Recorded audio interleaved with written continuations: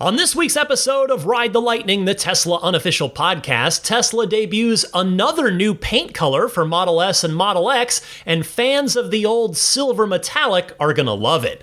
Plus, wheel updates to Model Y and Cybertruck, good news for 2024 Model 3 performance buyers, bad news for the first ever known Cybertruck thief, and more.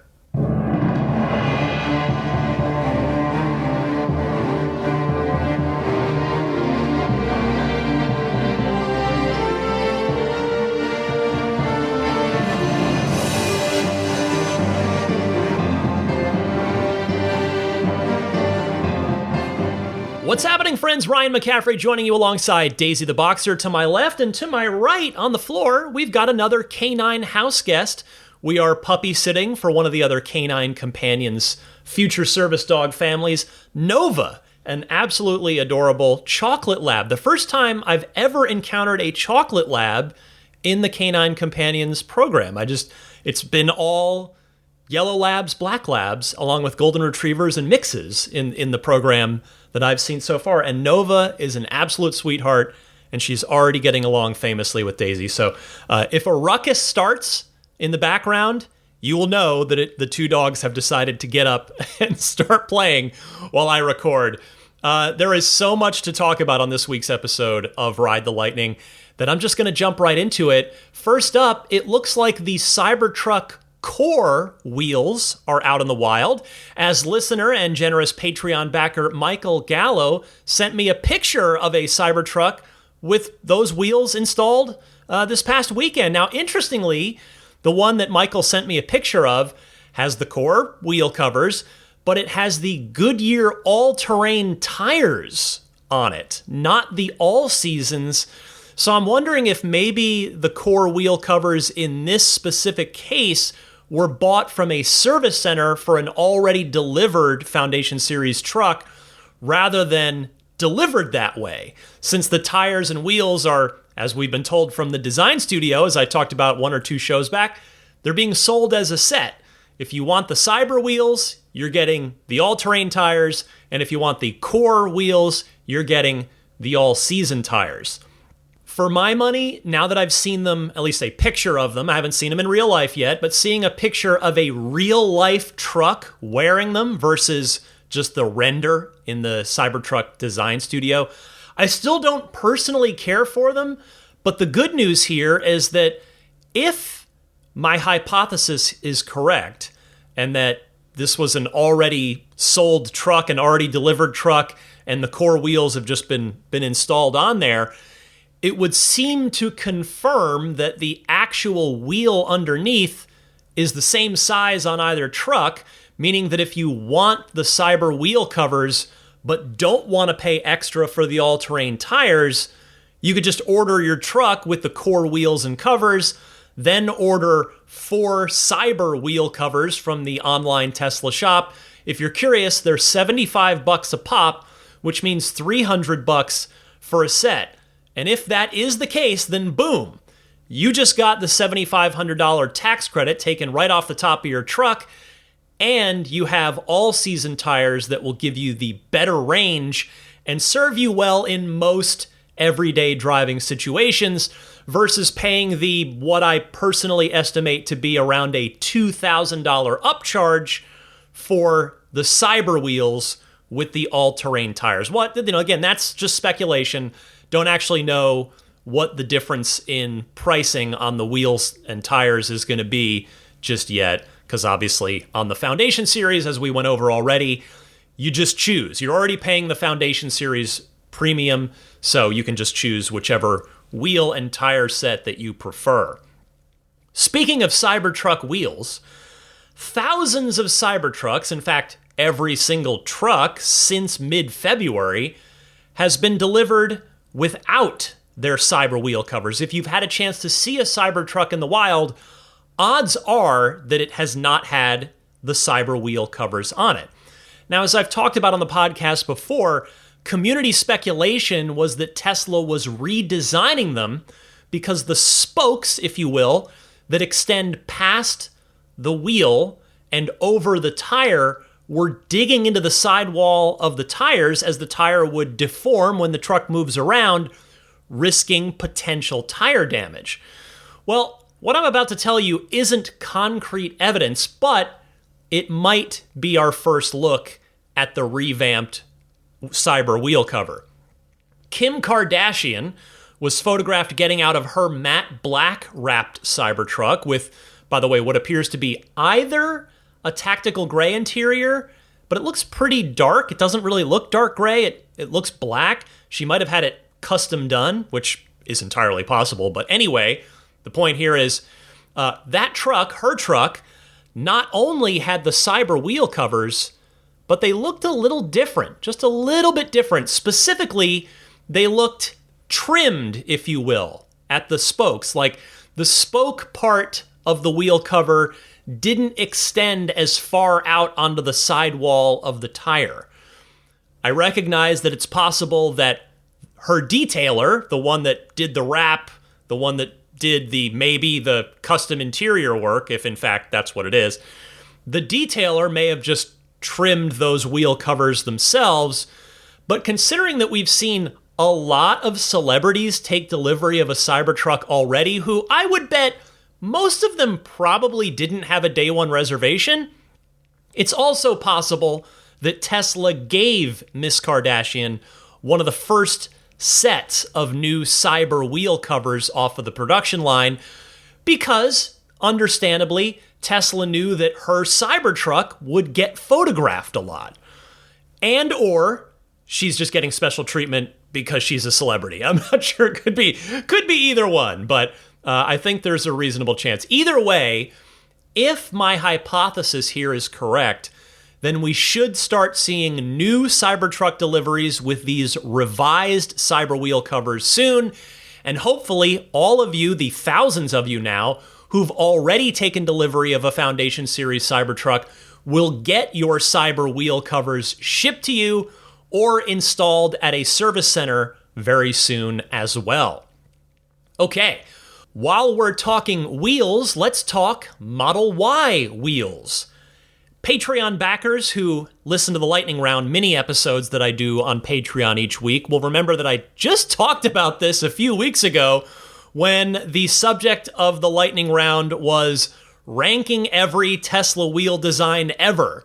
Well, in that ranking that I did, I had the Model Y's default 19-inch Gemini wheels, the range-maximizing Gemini wheels, near the bottom of my list. And I said that just making them black or dark gray would help a lot.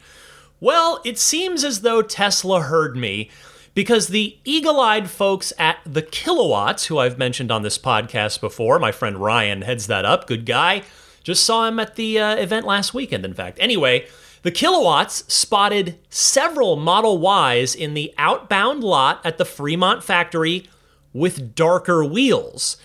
And I am talking about the underneath wheel here that would match the wheel cover. Since Tesla's with wheel covers, any of them, which is at this point 3Y and S, the S 19-inch, all three of those are wheel covers. But yeah, any Tesla that has a wheel cover doesn't ship out with them on. They're in the car and then they get attached later just before delivery, which makes sense. You want to minimize them getting lost, falling off, getting scratched, any of that. Anyway, some of the Model Ys in the Fremont outbound lot that the Kilowatts photographed had the same silver 19-inch wheel that all of the Gemini Model Ys have had up until now. But some of the other Model Ys had a dark gray wheel, making it, as we now know, certain that Tesla is switching over to the metallic shadow color of the Gemini wheels that Giga Shanghai already switched over to last year. Switching over? Oh, not quite. That's what you'd think, and that's certainly what I thought when I first made these notes when the Kilowatts first spotted this, because what happened the very next day, earlier this week, is that it's now official. If you go on the Model Y Design Studio, you will see that the dark version of the Gemini wheel is there, But surprisingly, it's not replacing the silver Gemini wheel. Instead, the black version of the wheel is being offered as a choice. It is a $500 option. Sadly, not a free choice. You do have to pay if you want the black version of the wheel. As you've probably already guessed, I, for one, welcome this change. I think it's going to make the longest range Model Y wheels look a lot better. I look forward to seeing them in person probably quite soon, as inevitably these cars will hit the road and get around quickly. But I am honestly very, very surprised that Tesla's adding complexity to the production line here. They're not known to voluntarily do that when they don't have to. I imagine that most buyers probably won't pay the extra $500, because I would expect the average Model Y buyer, not all of you super enthusiastic, engaged folks listening to this podcast, you guys probably do care about it a bit more than the average Model Y buyer, but I would suspect that said average Model Y buyer probably either doesn't care too much about the look of the wheel or the color of it, or at the very least, they don't care enough to pay $500 more for the car to get the dark version of the wheel. So I wanted to put that hypothesis to the test. I made it the subject of this week's Patreon poll, and I have to say I was a little surprised. I guess I shouldn't be, because again, all of you are enthusiasts. I know that I'm crazy because if you've listened to the podcast long enough, you know that I really tend to enjoy overly discussing these little design details. Like, I'm the furthest thing from a designer. I'm a words guy. I have a journalism degree. I work in media. Design and art is not really my strong suit, but I love cars, and I love talking about and just taking in the cool little design things that these brilliant designers, Franz von Holzhausen and the team at Tesla, do with the cars. So anyway, all that is to say, I'm not alone, because more of you than I thought are with me on this. The Patreon poll question for this week was, would you pay an extra $500 for dark Gemini wheels on your Model Y? 34% of you said yes, I'd pay $500 more for the dark Gemini wheel option. 31% of you said, I do prefer the dark Gemini wheel, but I'm not willing to pay $500 extra for it. 14% of you said, no, I wouldn't pay more for the $500 more for the dark Gemini wheel option. And then it just falls off a cliff. 11%, I guess 11% is still a decent number of respondents. 11% of poll respondents said, I honestly don't care what the wheel looks like as long as it maximizes my range. And just 2% of voters said, I prefer the regular silver Gemini wheel. So I understand the price sensitivity, the price consciousness there. $500 is not an insignificant amount of money. If you're buying a $45,000, $50,000 car, but $500 is not insignificant. So totally get folks that say, yep, I prefer the darker wheel, but I'm not willing to pay that much extra for it. But I was surprised at how few people voted that I just prefer the regular silver Gemini wheel. So thank you all for taking the time to vote in this week's Patreon poll. And again, the poll does not require you to be backing me on Patreon. You don't have to be a backer there. Just stop on by the Patreon page every week. Usually Tuesday evenings is when I post each week's new poll question. And you can find that on my Patreon page, which is found at patreon.com/Tesla podcast. Patreon spelled Patreon. All right. Some good news for any of you who have already ordered or are planning to order the new Model 3 Performance. And that good news is the range is even better than advertised. So when the car first hit the design studio, which I guess is about exactly 1 month ago now, Tesla's own estimated range that they put up on the website was 296 miles. Well, the official EPA number has come in, and it's 303 miles. Not a huge bump, but it is kind of a huge psychological difference. You know, having the number start with a 2 versus having it start with a 3 just instantly makes it look a lot better, even if it's only actually 7 miles.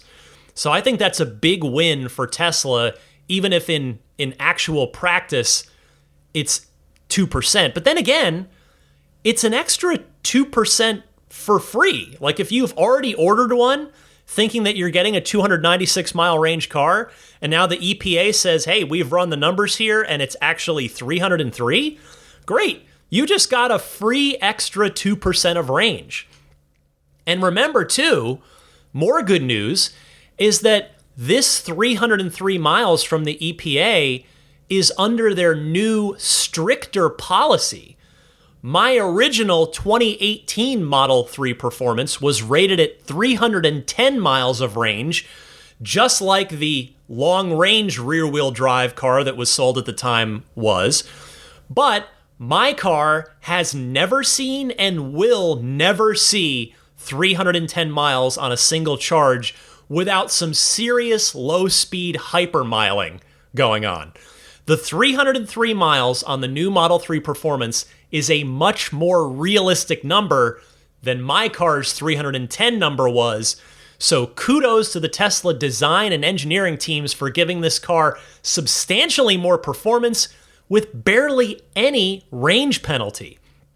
And again, I'm going to keep speaking this into the ether until it's manifested into reality. I remain insanely excited to drive one of the new Model 3 Performances as soon as I get a chance. All right, one last warm-up story for you this week before we get to the main event. Tesla's latest new merch item in its online Tesla store was so hot it sold out in a matter of minutes. It's called the Cyber Vessel, and it's a $50 stainless steel beverage bottle with an octagonal-shaped base designed to, as you'd guess, perfectly fit in the Cybertruck's equally octagonal-shaped center console cup holders. It holds 20 ounces of liquid, and it's, quote, insulated to keep your hot drinks hot and your cold drinks cold. And the product description reads, quote, form meets function. Cyber Vessel is constructed from double-walled stainless steel with a vacuum seal lid and articulating handle. Offered in stainless steel and powder-coated matte black, and finished with a laser-etched Cybertruck silhouette on the lid. Custom designed for Cybertruck cup holders, compatible with all Tesla vehicles. Well, yes, technically it is compatible with all Tesla vehicles, but it's very clear which Tesla it's meant for. There, as the description noted, there is a nice little handle that unfolds from the lid, and what I wanted to mention about that the product description didn't, is that even that little lid is triangle-shaped, which I think is a nice touch. In fact, I have to admit, this particular product, it's quite beautiful. This is a really, really nice-looking water bottle or, beverage bottle. There's also, as the description noted, that powder-coated matte black version. Marquez Brownlee, if you're listening, that one's going to be for you. Hopefully you were able to get your hands on one before they sold out. I would have gone for the naked stainless steel version if I could have gotten to it in time, as all of you would have guessed. That's what I would have chosen. The good news is that even though it sold out in less than 2 hours, I don't actually know how quickly, but it was, by the time I saw it, between 1 and 2 hours after it had gone up, it was already sold out. But I am very confident that this one will restock. I just don't think that this is some kind of purposely limited item like the Cyberhammer was. And honestly, I'll be honest here, I think these Cyber Vessels should come with the Foundation Series Cybertruck when you take delivery of one. I mean, I think it would just be a nice little extra thank you gesture from Tesla to the folks that are paying that $20,000 Foundation Series premium, particularly now that said 20K premium gets them a little less after the price of FSD was reduced by $4,000 not too long ago. So, good luck to all of you trying to get your hands on one of these when it restocks. All right. I hope all of you who are kindly backing me on Patreon at that $10 per month tier or higher enjoyed this week's Lightning Round mini episode, which was about my 5 favorite supercharger adjacent, yes, like geographically, literally, my favorite fast food joints next to superchargers, places that you might hit up while you are plugged in and supercharging. As a reminder, anytime any of you are kind enough to give back to the podcast, to join the Patreon at that $10 per month tier or higher, you will get access to all of those Lightning Round mini episodes. There are now 95 of them, and a new one drops every single week. So you can find out more, again, at my Patreon page found at patreon.com/Tesla Podcast.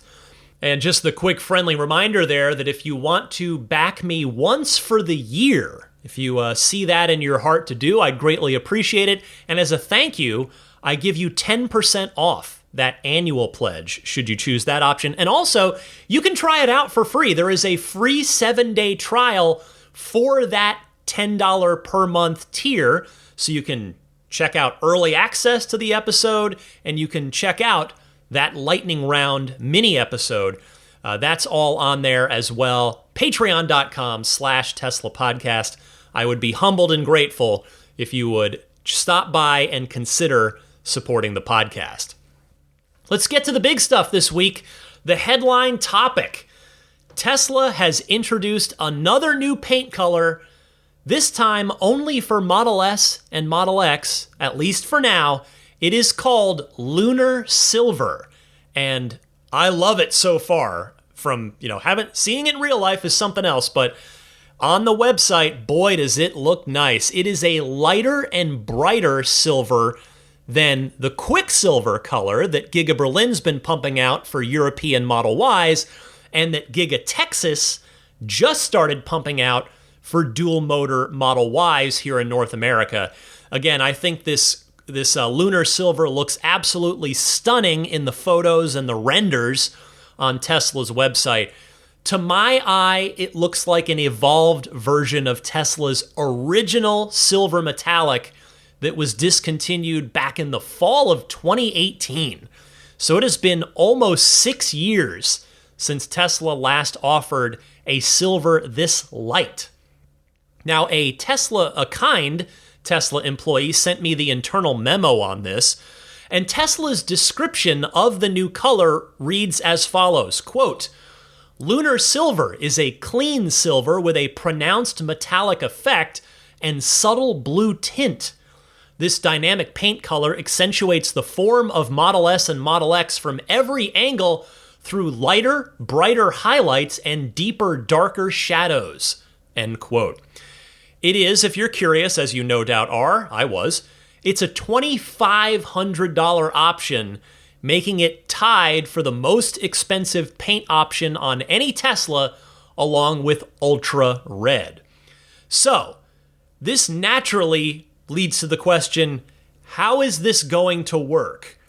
Is it going to be Quicksilver for the Model Y and the Model Y alone, and then the Model 3 eventually gets Lunar Silver, since the Fremont paint shop apparently can't do Quicksilver, or at least that's what Tesla has literally told us? I will say that I did find a sort of a tangential note here. I finally saw Quicksilver in person this past week. It was on a Model Y on the freeway, so I couldn't get too close to it. But I have to say, and I hate to say this, I wasn't nearly as impressed as I expected to be based on how beautiful the color appeared to look to me in pictures and videos. The real-life Quicksilver, again, on my first impression, did not hold a candle to ultra red. And the reason that I specifically mention ultra red is because Quicksilver is equally expensive to ultra red on the Model Y. So for me, it just did not hold a candle to ultra red, despite, again, that same cost. Now, maybe the Model Y that I saw was dirty. I mean, I will say it wasn't like sparkling clean. And maybe it just didn't look great from inside my own car, and I'm looking out at another car one lane over. I will still wait to make my final personal subjective judgment on Quicksilver until I do see a clean example of it up close. But I digress. Coming back to the Model 3, I do think the Model 3, I mean, I said the Model 3 would look great in Quicksilver, and now I'm walking that back a little bit. And again, I know paint color is so subjective. My favorite color might be your least favorite color, vice versa. But I do think that the new Model 3, particularly that new Model 3 Performance, would look awesome in this new Lunar Silver. So, the next question this raises for me is, will Tesla continue refreshing its color lineup? Because Tesla has now refreshed 3 paint colors in the past 14 months. Well, I guess I should say refreshed or added.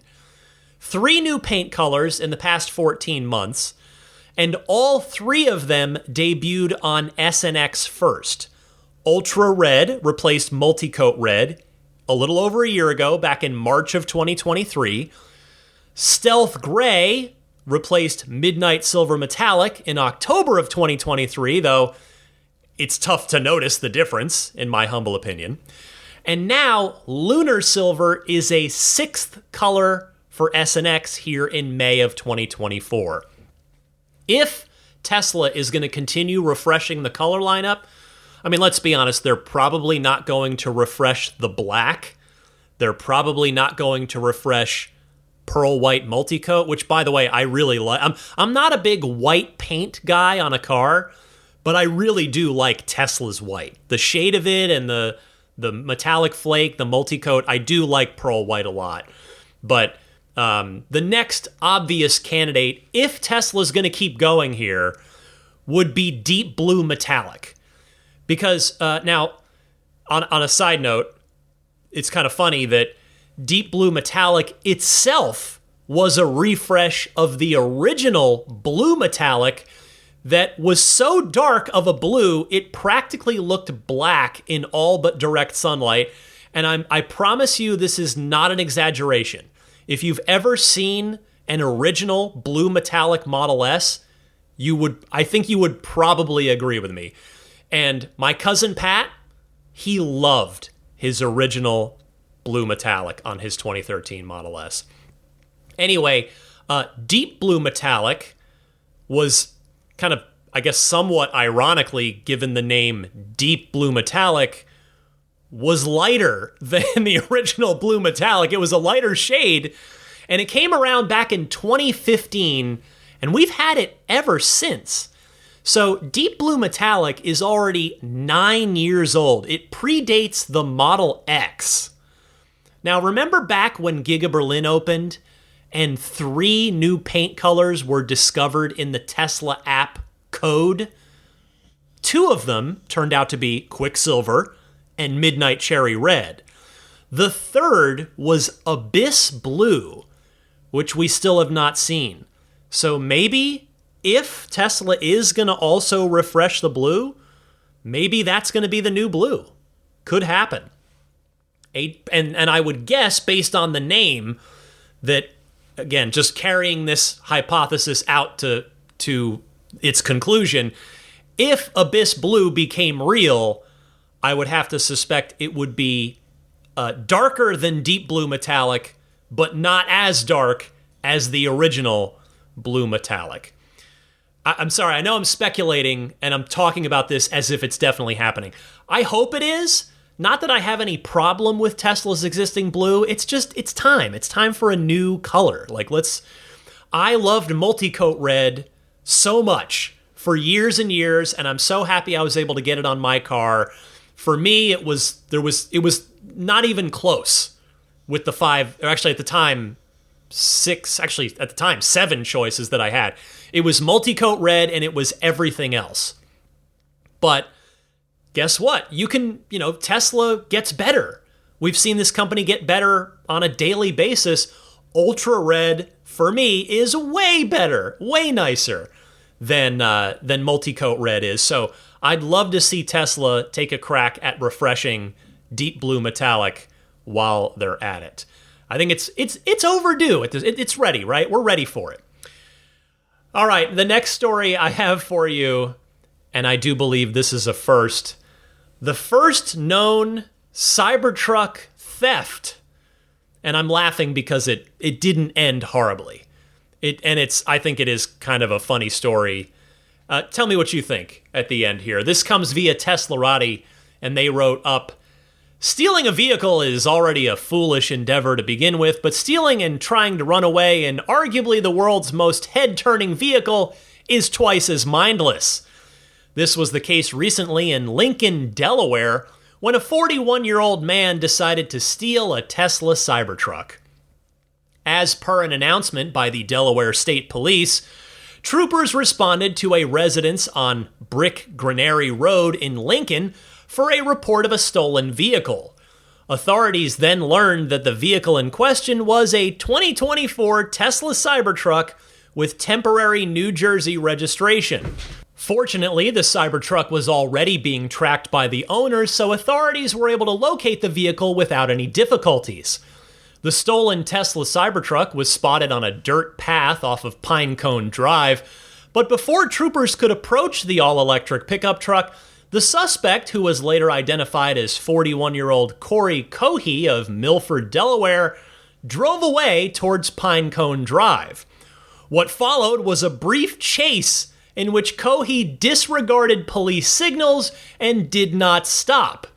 The suspected Cybertruck thief, I know I'm laughing because of the word suspected. I know that Teslarati is just doing their due diligence here because it's innocent until proven guilty, but anyway.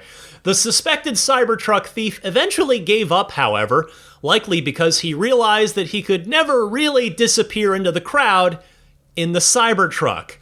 Authorities arrested Cohey without incident, and he was taken to Troop 7, where he was charged with theft of a motor vehicle, a felony, disregarding a police officer signal, also a felony, criminal trespass, and failure to have a license in possession.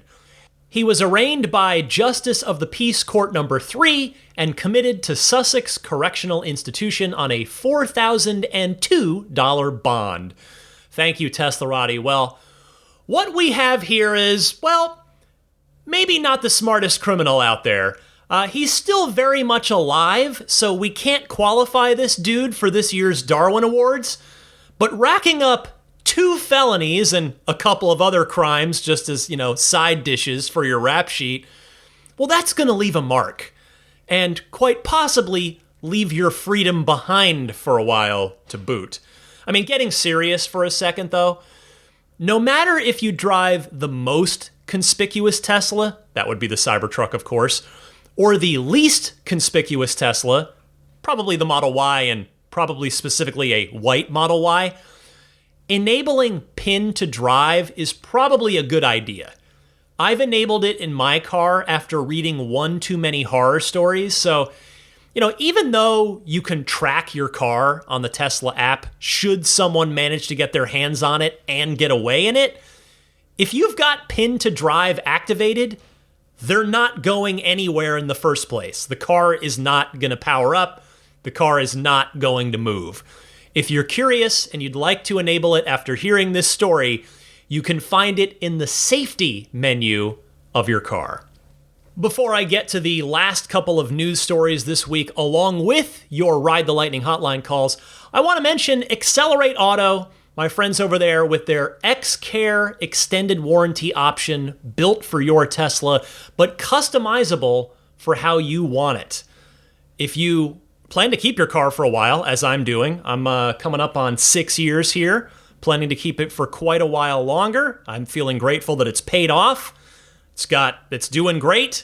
I definitely plan to hang on to it. If you're in the same boat and you would like to protect that car for a while longer after Tesla's 4-year, 50,000-mile factory warranty is up, you could do Tesla's own extended warranty, but that's only 2 years and 25,000 miles extra, and you have to buy it before your factory warranty expires. I would humbly encourage you to instead check out the Accelerate Auto X-Care extended warranty, where you can go up to 10 years more and up to 125,000 miles more after your factory warranty is up. It covers everything Tesla's own extended warranty does. It has the same $100 deductible, the same 24/7 roadside assistance, but it also offers a couple things Tesla doesn't, which is rental reimbursement and trip interruption coverage. So check them out, accelerateauto.com/xcare, and the spelling's a little funky. I'm going to read it out for you, although there's also a link in the episode description as well. XCELERATEAUTO.com/XCARE.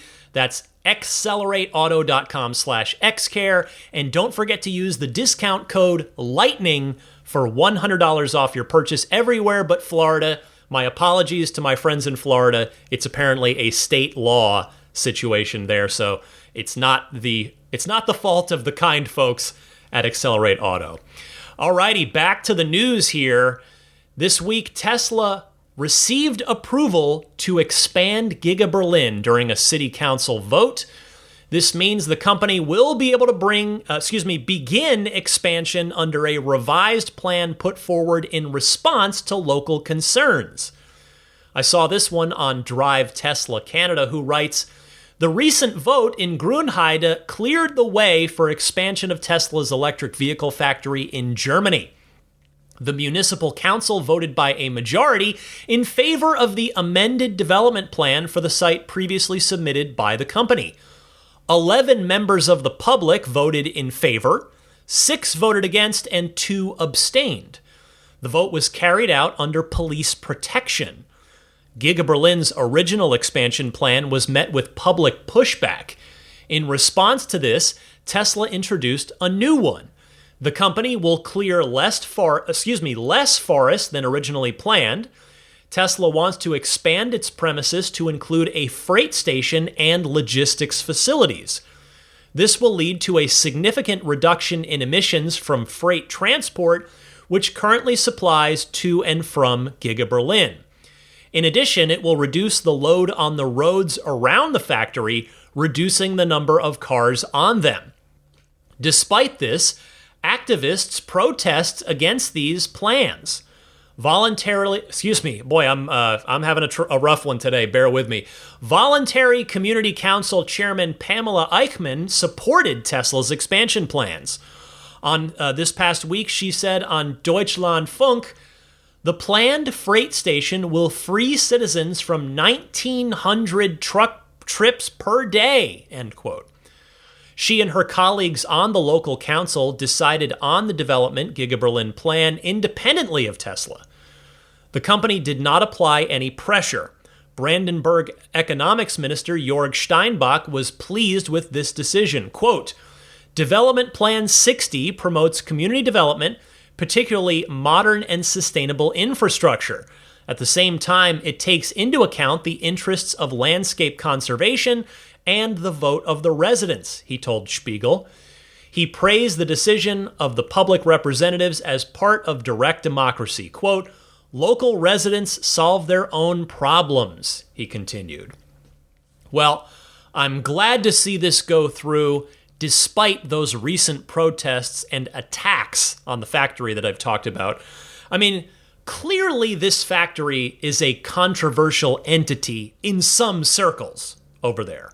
I mean, I would imagine that any independently commissioned, comprehensive economic and environmental impact report would show that Giga Berlin has been a net positive for Berlin. I can't say that factually, but from following this stuff as closely as I do and knowing Tesla as well as I do, about their commitment to sustainability, to environmental protection and conservation, I'm very confident in saying that. And I hope there is an independently commissioned, comprehensive economic and environmental impact report done at some point soon to actually quantify that. Anyway, in terms of specific product impact from this expansion once it's completed, well, color me curious. I would have to imagine that Model 2.5 is going to get built at Giga Berlin, as it will be built in a few other, if not every other Tesla factory. I mean, I'm not sure if there's already capacity for that car at Giga Berlin or if this expansion would address that. But certainly Model 2.5 is far and away the number one thing that makes sense for Giga Berlin, in my humble opinion, given the high volumes around the world in every market that Tesla expects to sell that car in. So we shall see. And the last news item I've got teed up for you this week is this. While the 50,000 per year volume production on the Tesla Semi is still about 18 months away, things do appear to be ramping up a bit. PepsiCo just took delivery of a whole bunch more Tesla Semis. This comes courtesy of Tesla tipster Sawyer Merritt. PepsiCo last week started taking delivery of an additional 50 Tesla semi-trucks, according to Dan Priestley, the head of the Tesla Semi engineering program. This is on top of the 36 Tesla semis they already had. Info from the out-of-spec recording of his presentation at the ACT Expo in Las Vegas. That's the source of this.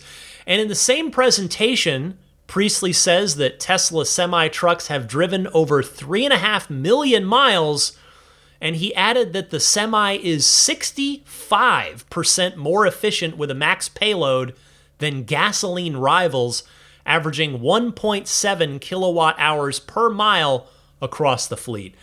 And man, this is just fantastic news. It's awesome. I mean, at the risk of stating the obvious, PepsiCo must really be liking this truck, right? Because the obvious part is, they wouldn't be making this kind of commitment if the results weren't what they were looking for with their first batch of the early production trucks. I mean, the reality is a huge multi-billion-dollar company is just, they're not going to mess around with an experiment like this if they're not getting a positive result. And you've got to figure, too, that people at other companies are calling up their friends at PepsiCo to ask about the Tesla Semi. And you'd have to imagine that the PepsiCo folks are going to have nice things to say, nice words to pass along to those curious colleagues. All right, that is everything I've got in another busy week of Tesla news. But stick around, your phone calls are coming up next in the Ride the Lightning hotline. Hi, this is Franz von Holzhausen, and you're listening to Ride the Lightning with Ryan McCaffrey, the Tesla unofficial podcast. Welcome to the Ride the Lightning hotline. It is your chance to call in and potentially be featured here on the podcast. I welcome and invite you to call in, ask your Tesla questions, put forth your Tesla discussion topics, and this is where we will play them and all discuss them together. So if you've got a question, comment, or discussion topic, there are two easy ways that you can call in. Either use your smartphone's built-in voice recording software. Please try to keep your question to 90 seconds or less, and send it my way via email, and my email address is teslapodcast@gmail.com. Or you can take that same 90-second or less question and just call in, just dial up the Ride the Lightning hotline. It's a toll-free number, dial it anytime, day or night, and that number is 1-888-989-8752. Again, that's 1-888-989-TSLA. And if you know someone special with an upcoming birthday, anniversary, graduation, or some other special occasion, you can give them a unique gift of recorded voices from friends and family telling them why they're special. The recordings can be podcasted or put onto a keepsake. Visit lifeonrecord.com to learn more. First up this week is Scott from Des Moines. Hey, Ryan. It's Scott from Des Moines. I had a question that I'm not sure you can answer, but one to get your brain thinking. With the Cybertruck being steer-by-wire and autopilot / full self-driving is not out yet for the Cybertruck, I was thinking that I wonder if the steering wheel or the squircle, if you will, actually turns with autopilot or full self-driving engaged. I don't think it has to because there's not a direct column going through the firewall. So just curious what you thought. Thanks. Scott, I love this phone call because I have to tell you, you've broken my brain with this one in a good way. This is an incredibly good question. And as you noted, nobody in the public, certainly not me, has the answer to it yet, but you are absolutely right. There's actually no proper reason that I can think of for the squircle to move on the Cybertruck when FSD is engaged because, of course, steer-by-wire. So I hope this is how it is because it would, A, make it extra trippy, especially for passengers, and in a weird, small, maybe just optics-only kind of way, it would bring us one step closer to full Level 5, no inputs needed autonomous driving. So, Scott, I love your call because I am now incredibly curious to find out the answer to this. Hopefully, we're only about a month away from getting that answer per Elon's timeline that he gave last episode that I talked about. Thank you very much for your call. Next up, sticking on the subject of the Cybertruck, is Bill from Wisconsin. Well, Ryan, it finally happened. I just opened up my inbox and I have an email that is entitled, "Your limited edition Foundation Series Cybertruck is ready to order. As an early reservation holder, you have been invited to order your Foundation Series Cybertruck with early access to delivery."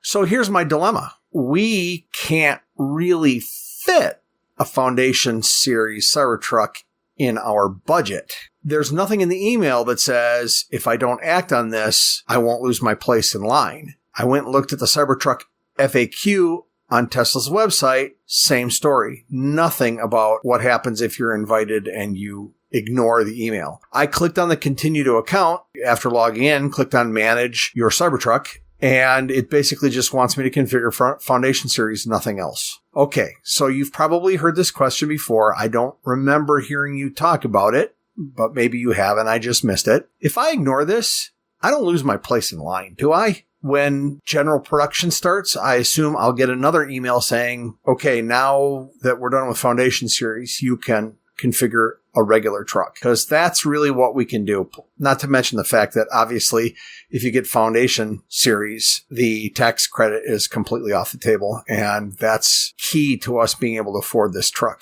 As always, thanks for everything you do, and give Daisy a pat on the head for myself and our puppies. Take care. Hey, Bill, I appreciate your call and your kind words. You're right that I may have addressed this before, but I sure as heck don't remember if I did, which means that if I did, it's been long enough that it's probably worth mentioning again as more and more waves of Foundation Series Cybertruck invites go out. And while Tesla doesn't clearly state it anywhere, everything that you presumed is absolutely correct. You will not lose your place in line if you don't choose to go ahead with a Foundation Series order. You will indeed retain your place in line when general production does start. Now, given that statistically, most early reservation holders like yourself, and remember, so far, it's still only the pretty early reservation holders that have even received a Foundation Series invite, have passed on Foundation Series for one reason or another. So just think about what would happen if you did lose your place in line. There would be a pitchfork and torch mob that would descend on Giga Texas, and justifiably so. If you could only buy the $20,000 marked up version of the truck after having waited for it longer than anyone else, you're at the front of the line. So there's no way that's happening. So yes, you will retain your place in line. You can simply let that Foundation Series invite sit in your mailbox, or hey, jump in there, go poke around the design studio, but nothing bad will happen to your place in line if you don't press that order button. So here's hoping that general production isn't more than 6 or 7 months away at this point. Next up is Keith from St. Louis. Hi, Ryan. This is Keith Boyd from St. Charles, Missouri. I drive a 2022 refreshed Model S. Had recently gotten the FSD 12.3.6 update, and I have a couple comments about it. One positive and one not as positive. The first one is we had a heavy rainfall the other day, and I was driving through a suburban neighborhood, no lines on the road, and got to a point where the lane I was in was nearly completely flooded, and I thought that we'd probably just shoot right through it, but the car automatically went into the oncoming lane and went around the area that was flooded, and I thought that was pretty cool. About a day later, I'm driving and came to a flashing red stop sign or stop light, and the car obviously stopped, and then when the red light went out, it moved up about 3 inches until the red light came back on, and then it stopped, and then it would go about 3 inches, and then it stopped, and go about 3 inches. Finally, I just ended up going through the flashing red light. So that's not great, but that's something they need to work on, I guess. But I tell you, the update, I really love the update. I feel very comfortable with it.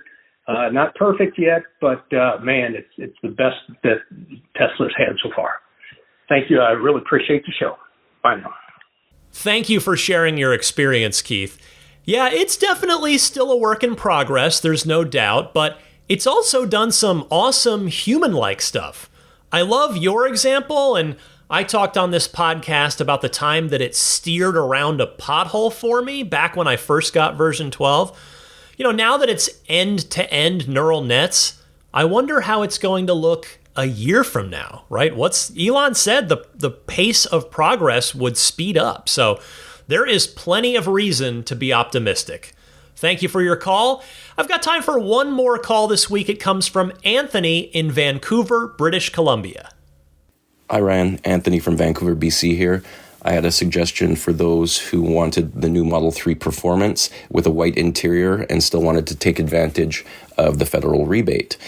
So you actually helped me make a decision on purchasing my Model 3 about 4.5 years ago, and I just recently took delivery of my new Model Y a couple months ago. Both of those I wanted to do ceramic coating on, and the shops where I went to also let me know they had packages that included wraps and ceramic coating. And for a ceramic coating, you're looking at about $500 to $700. For the wrap job on my new Model Y, plus ceramic coating was the equivalent in US dollars of about $2,500. So I'm sure that varies shop to shop, but you're probably looking at $2,000 to $3,500 max for a wrap job and a ceramic coating. So if you wanted to get the exact color you wanted, there's hundreds of colors you can choose from when you're getting a wrap job done. You could get the whatever color you wanted, get the ceramic coating, and still potentially be ahead $5,000 if you use that $7,500 rebate that you were to receive towards a wrap job and then purchase the white interior. Just a thought. There's a lot of people out there that might not know the pricing of wrap jobs, and it's worth taking a look at your local shops and shopping around. Anyways, hopefully that helps someone out. Thanks, Anthony. I appreciate this, and while it will work great for some folks, for me personally, a wrap just isn't the same. A vinyl wrap, which I think is what's in the price range that you're talking about, is only going to last like 3 to 5 years, and then you'd need to wrap it again if you wanted to really maintain it. And the PPF color change wraps that are becoming more common now, and that's what Tesla offers, those last a whole lot longer, but they also cost a whole lot more, right? So going that route more or less nullifies the tax credit. Tesla's put Model 3 performance buyers, in my humble opinion, in kind of a tough spot here. I mean, as I said before, I know they've got a business to run, they're not a charity, but it's still annoying to be so limited in options on the Model 3 Performance and still qualify for that $7,500 tax credit. Cheers, Anthony. Appreciate the call. Thank you to everyone that kindly took the time to call in. I will get to more of your phone calls next week. Keep them coming. I gave you the 2 ways to call in, the instructions for that back at the top of this segment. Stick with me. I will be right back. There is a bit more Ride the Lightning to go, including your pro tip of the week coming up next. This is Steve Downs, the voice of Master Chief, Sierra 117. You're listening to Ride the Lightning, the Tesla unofficial podcast.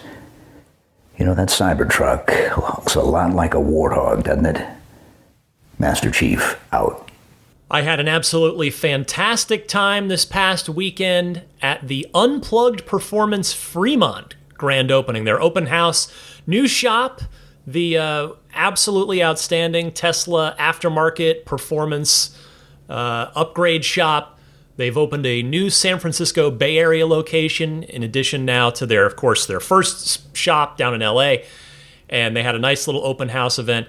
Lots of cool Teslas showed up, plenty of modded ones, 6 or 7 Cybertrucks. There's some good pictures on my Instagram if you'd like to see those, including, by the way, the ultimate crossing over of my 2 worlds, video games and Tesla. One of the Cybertrucks there had an absolutely perfect Warthog wrap from Halo. The Halo Warthog sort of Jeep thing, off-road buggy that you'll know if you've played any of the Halo games. Perfect wrap done, and I've got some cool pictures of that on my Instagram if you're interested, which is, my handle there is DMC_Ryan, but really good time. Thank you to the Unplugged Performance folks for opening their doors to the Tesla Bay Area community. We had a great time. Entertainment recommendation for you for this week. New game, played it, finished it this week, had a great time. Hellblade 2, the official name of it's actually Senua's Saga, Hellblade 2, but everybody just calls it Hellblade 2. It is a really, really well done, probably the best looking video game. Well, it's definitely the best looking game ever to be on an Xbox. There's no question about that. It's right up there for the best looking games ever made in the world. It's great. So, really interesting sort of exploration of psychosis and anguish and this crazy fantastical journey. It's not that long for fellow dads out there that actually like a shorter game. It's about 5-6 hours long. I do recommend it. It's on Xbox Game Pass if you're a subscriber, or PC Game Pass, but otherwise it's available for sale, of course, just like any video game is. So I had a good time with that one this week, and check that out if you need a good game. Pro tip of the week, Alex in New Zealand. Go ahead. Hello, Ryan and listeners. Alex here. I'm not sure if this qualifies as a pro tip, but I'd like to add to what Bill said about using navigation at all times, if you like to come home to a hot dinner. You see, if you navigate home, your wife or husband or partner can look on the Tesla app on their phone, and they can see not only your position, but also your navigation estimated time of arrival, taking into account any hold-ups or delays. I didn't know it did this. I don't think it used to. And I find it fantastic because it avoids the need for a text message or a phone call to update your other half. They can just look on the Tesla app and see not only where you are, but also when you're going to be home. Thanks for all you do on the podcast, Ryan. I know it's a never-ending effort to keep up with everything, and I really appreciate it. Have a good week. Alex, yes, this is absolutely awesome. This 100% counts as a pro tip. I did not know this one at all. I guess this requires your partner to have access to your car, obviously, which you can easily do in your Tesla account by adding them as an authorized driver. I can't wait to start using this one once my wife and I are both driving Teslas, the Cybertruck production ramp willing, that'll put me around, sometime next year. So great pro tip here. Love it. Thank you so much for calling in to share this. If anybody else out there has a good pro tip of the week that you'd like to share with me and your fellow Tesla owners and enthusiasts, you can send that in the same way that you send in the regular Ride the Lightning hotline calls, which I gave you the instructions for a little while ago. Before I hit the road this week, let me mention some friends of Ride the Lightning that hopefully can be of use to you sooner or later. Starting with AbstractOcean.com, they've got so many great aftermarket accessories for all 5 currently in production Teslas. I like to mention some of the more popular ones here a lot, like I really like the rear footwell lighting kit for the Model Y, and hopefully that'll be compatible with the Cybertruck as well, since the Cybertruck seats are also on risers, the front seats. So definitely good for the Model Y. Maybe for the Cybertruck, remains to be seen. Certainly the tempered glass screen protectors, that's their 4th generation version that is custom fit and uses the same stuff that Corning uses for Gorilla Glass. So it is a nice, tough, custom piece of glass. Protect that center screen of yours. There's also so many other great lighting kits and other great little accessories. Check them all out at abstractocean.com. Click on your car, and it'll filter all the accessories that they have for your car. Pile everything you like into your online shopping cart, and when you get to checkout, use the coupon code RTLPodcast to get 15% off of your first order. That coupon code again, RTLPodcast, all one word, no spaces. Next up, the Snap Plate and the newer Snap Plate Plus. Available for Model 3, Model Y, Model X, and Model S as well. Get yours at everyamp.com/RTL. And there's a coupon code there as well that's simply RTL. So just nice and easy to remember. It's the front license plate bracket that I recommend if you want or legally need to have a front license plate on your Tesla. It'll snap on and off in seconds, but when it's on there very, very securely. But it's a nice, clean, minimalist design. I'm a big fan. Make those fix-it tickets go away.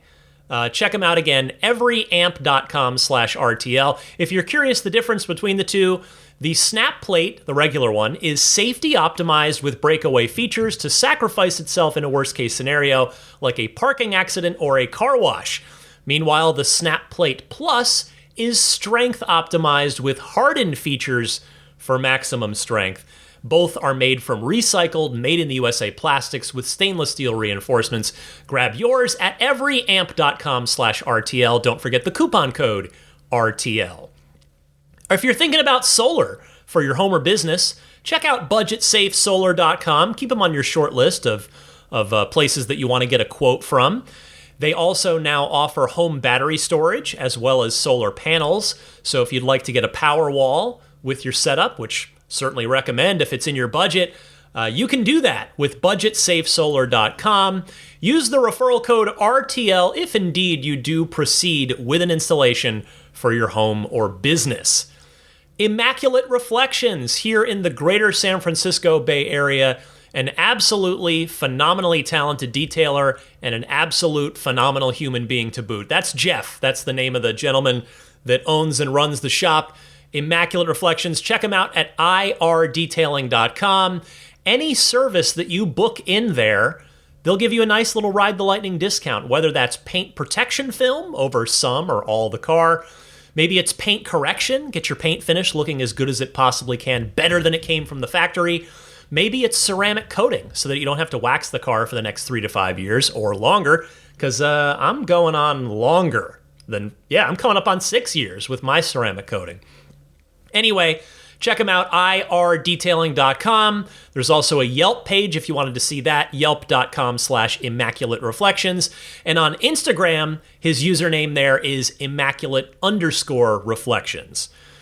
The Patreon, I mentioned it closer to the top of the show here, but that is the way that you can voluntarily choose to give back to the podcast. If you listen every week, you like the podcast, you get a lot out of it, I hope you do. Maybe at some point, and maybe this is the week, you would kindly consider being a Patreon backer. All the information is on my Patreon page, which is found at patreon.com/Tesla Podcast. Patreon spelled Patreon. The support tiers start at just $5 a month. what is that? Like I don't drink coffee, but that's a coffee at Starbucks maybe? Something like that. So for just $5 a month, you can support the podcast. And in return, I will kindly say thank you by giving you early access to each week's episode. As soon as it's recorded and uploaded, you can get your ears on it. There's also the most popular tier, I'll phrase it that way. The most popular tier is that $10 per month tier, which will get you that early access each week, but it will also get you those 95 lightning round mini episodes with new ones dropping each week. Then it goes on up from there to the upper tier backers that get things like their shout out at the end of the podcast and of course our monthly Zoom hangout that we do and have such a great time at that as well. So check out the Patreon if you get a second. I'd appreciate it. If you don't already follow this podcast on your favorite podcast service, I definitely recommend doing so. It's totally free. Most of you statistically get it on Apple Podcasts. So just search Ride the Lightning Tesla Podcast. That should bring it right up for you. And you can click the follow button. That way you won't have to remember to go seek out each week's new episode. Instead, it will send a push notification to you with the new episode. I'm also, though, on Google Podcasts, which I guess is transitioning soon completely to YouTube Podcasts, which I'm also on. I'm also on TuneIn and Spotify as well. And finally, social media. If you'd like to follow me on either of the two that I'm on, my X username and my Instagram username are both the same, and that username is DMC_Ryan. For full disclosure, the X account is mostly video game stuff with my day job, whereas the Instagram is mostly Tesla stuff. So if that affects your desire to follow me on one or the other, no pressure, certainly. It's just there's more of me out there if you're interested. But if not, hey, I get it. An hour of me a week is probably enough. You can also email me anytime, by the way. My email address is teslapodcast@gmail.com. Finally, before I go this week, I would like to say a big hello and thank you to those upper tier Patreon backers, these extra generous folks. I'll start with the grandfathered in Plaid level supporters who, even though the Plaid tier is no more, it's been replaced by the maximum Plaid tier, these folks kindly continue to generously back at the Plaid tier, and as such, continue to get all the perks and bonuses that are due to them for doing that. So thank you very much to George Cassiopo, Logan Willis, Peter Chalet, Eric Randolph, Dory and Steve Guberman, the Tesla owners of Taiwan, Ron Lee, Charlie Gillespie, Dennis Peak, Jeff Angwin, Chase Cabanillas, the Lydia family, Aaron Altschul, Jared Brown, Jerome Strack, Jamie Dalton, Mike and Barbara from Louisville, Matt Nixon, the Tesla Owners Club of Wisconsin, Ish, Not Elon Musk, Peter, and the Bear Boys of Colorado. Next up, the Maximum Plaid folks. Big thanks goes out to Jonathan Wales, Cameron Clark, Daniel Grummer, Seth Capello, Nick and Tony, the Galpin family, Ryan from New York City, Darren Nickel, Kaz Barnes, Brett Libano, Patrick Wisniewski, Gil Cabrera, Todd Badger, Joe Edgel, Kevin Yank, the Tesla Owners Club of San Joaquin Valley, Michael Williams, Will Stedman, Justin Perez, Jeremy Harris, Chris Beach, Tom Mills, Corey O'Donnell, Aaron, John Cody, Joel Sapp, Paul Casarino, Richard Corley, Chris Osborne, KB, Doug Carey, Adam Lavoie, ContactOneCallCenter.com, Jason Chalukas, Travis Krenzel, Bruce Otterstein, Tom Behan, Josh Pennington, Matt Kalin, John from Cream Ridge, New Jersey, Sean Tisdale, Dustin Hart, Michael Gallo, Derek Finley, Charles Clement, Rav, Adam Christie, and Damon Klein. And finally, an extra big thanks goes out to the Roadster in Space tier backers who get a one-on-one hangout each month with me should they elect to take it. And many of them do, and we have a great time chatting. Thank you so much to Pete White, Lyle Austin, Steve Radspinner, Fernando Cordero, Lawton from Chicago, Sean Neidig, Neil Weaver, Jackson Wallace, Rolf and Jennifer Evers, Howard Anthony Smith, Victoria Iacovetto, Tesla Hitchhiker 42, Carol Weston, Robert from near Philly, Kristen Rumble, American Home Contractors, and GetAmber.com. And with that, we've come to the end of Ride the Lightning episode 460. Oh, you know what? Real quick, I just noticed this week. So while I'm talking about the Patreon folks, I've noticed there a handful of folks had their pledge declined. Like, I guess, it happens with credit cards. So I sent an email or a Patreon message out to folks. So if you think you're on the Patreon, but like you're not getting your early access or you're not getting the perks, it could be that. So you could check your email, check your Patreon messages. I sent out a message to all of those affected. Would love to get you back on, certainly to the Patreon. But the most important thing is that hopefully there's no annoying, lingering issue with your credit card. Because I've been there where, somebody gets it somehow and there's a fraudulent charge. So, your provider or bank or whatever shuts it down, and then you got to get a new card with a new number, change all your old payment stuff over to new. I've been there. It's annoying. So hopefully none of you that are affected by that declined flag that came up in the system are having to deal with that annoying credit card thing. But anyway, that'll wrap it up here. Happy electric motoring, my friends. This was a fun one.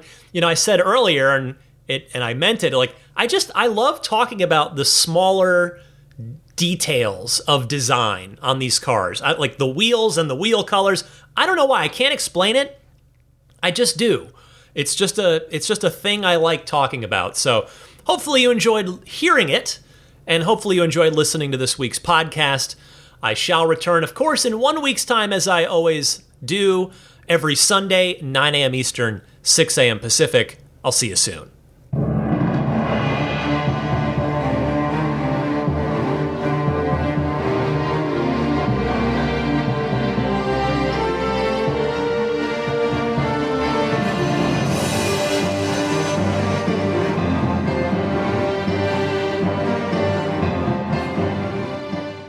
Elon Musk, people don't like Elon Musk. The guy founded PayPal and Tesla, and people are like, yeah, but he's a troll and a bad dad. I'm like, so was mine. He did nothing to fight climate change. Also, have you been in a Tesla? Have you been in a Tesla? My buddy let me drive his Tesla. I laughed out loud at how fast it went. Been clinically depressed my entire life, on dozens of medications, in a Tesla for 13 seconds, cured forever. I think a Tesla is the most fun thing you could possibly buy ever. That's what it's meant to be. Our goal is to make it's not exactly a car. It's actually a thing to maximize enjoyment. It's maximum fun.